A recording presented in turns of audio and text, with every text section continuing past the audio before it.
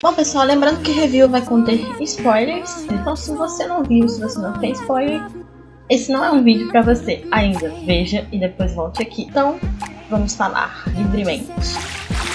Bem-vindos ao vídeo, e essas são as minhas opiniões sobre o filme chinês Mestres do Yin Yang, O Sonho da Eternidade.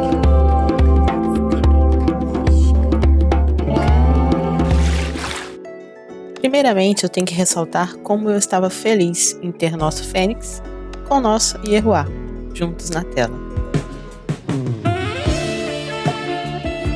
Ver o Mark Shaw de cabelão novamente por si só também já enche meu coração de alegria. De forma geral, o filme é sem dúvidas uma obra-prima visual. O cenário, o CGI, a cinematografia, os figurinos.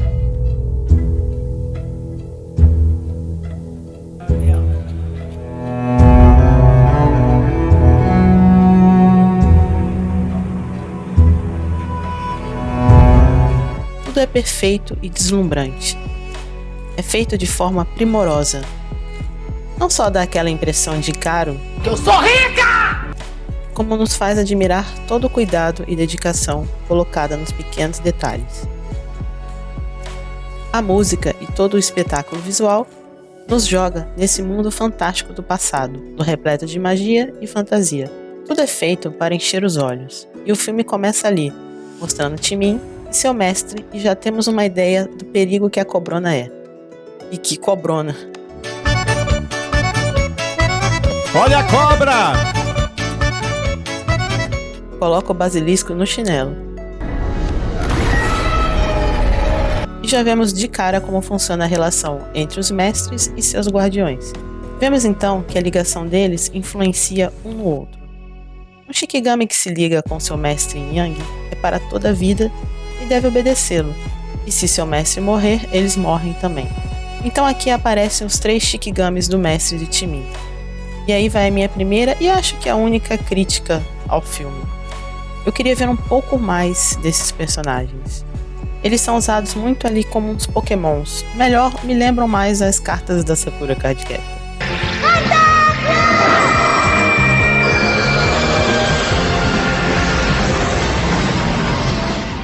Só invocados ali na hora da batalha, da luta.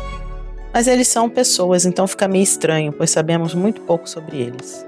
Então, quando eles lutam, e as lutas são incríveis, são eles que proporcionam as melhores cenas de magia e batalha. Infelizmente, não nos importamos muito com eles e o seu sacrifício, pois parece muito que são peões, não temos um vínculo emocional. Não vemos aquela amizade construída e o convívio com o mestre. Eu, pelo menos, tive curiosidade de saber mais sobre eles. Eu acho que deveria haver mais interação deles com o Timin, e no caso o Boya também. Então, após perder seu mestre, Timin parte em missão nessa cena linda, e nessa cidade maravilhosa conhecemos Boya. E os dois começam naquela pegada Vingadores quando se conhecem. A primeira coisa que eles fazem é o quê? Lutar. E a coreografia da luta é realmente muito bem realizada.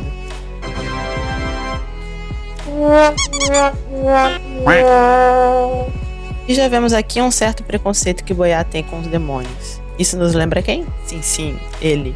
Nosso amado Sufan, de Love and Redemption. Pelo menos meu querido demônio veio na minha mente na hora. Esse demônio vira um novo guardião de Timin, e entre os Shikigamis é aquele que a gente sabe um pouquinho mais, porque a gente viu ali ele nessa cena. E eu acho que as personalidades se encaixaram muito bem. Tanto Mark Shaw fazendo Timin, ele é mais alegre, piadista, ele é mais livre e brincalhão.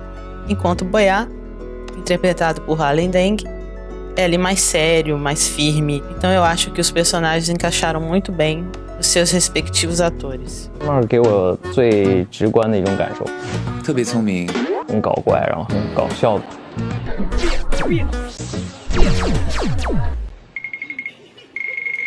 伦哥啊，第一次遇到就是强迫症可能比我还厉害的一个人，他要背一把剑，然后就叫我帮他砍，两边露出来的长度是不是一样的？ 本身他们性格里就很符合这个人，就博雅就是那种特别严肃、一板一眼的，秦明就是无所谓、漫不经心的逗你玩。E durante todo o filme eu gostei muito ali da dinâmica dos dois, a desconfiança que vira confiança, o trabalho em equipe. 秦明博雅的兄弟的知己的这种情感，我觉得他们演活了这一对人。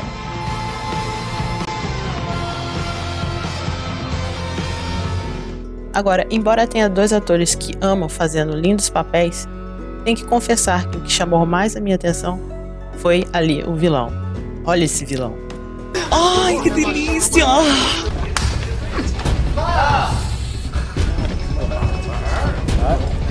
Mas vilão com muitas aspas, pois no fundo ele só quer proteger a sua princesa / imperatriz.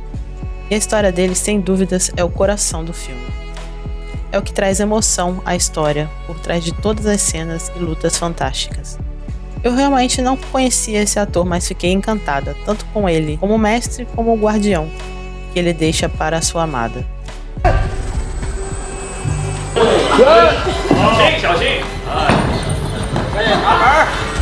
E como é triste a história deles. Claro que me peguei torcendo para que eles conseguissem escapar e ficar juntos. Porque se você parar para pensar, no filme eles são os personagens que melhor trabalharam o lado emocional e nos fizeram nos ligar a eles e as suas motivações. Então quando ele luta com os Shikigamis, eu naturalmente não queria que ele perdesse, pois eu estava muito mais vinculada emocionalmente às motivações dele do que às motivações dos Guardiões.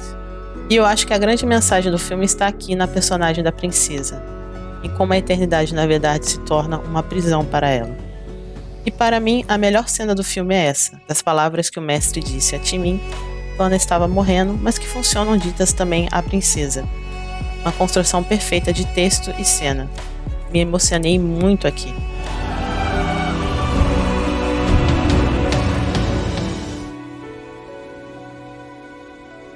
E o que foi essa luta na cobra? Incrível, algo que eu realmente nunca tinha visto, nada parecido. Super imaginativa, com lances bem diferentes, parece saída de uma cena de anime. E nosso boiá alado maravilhoso lutando, que corpão, hein? Além dele.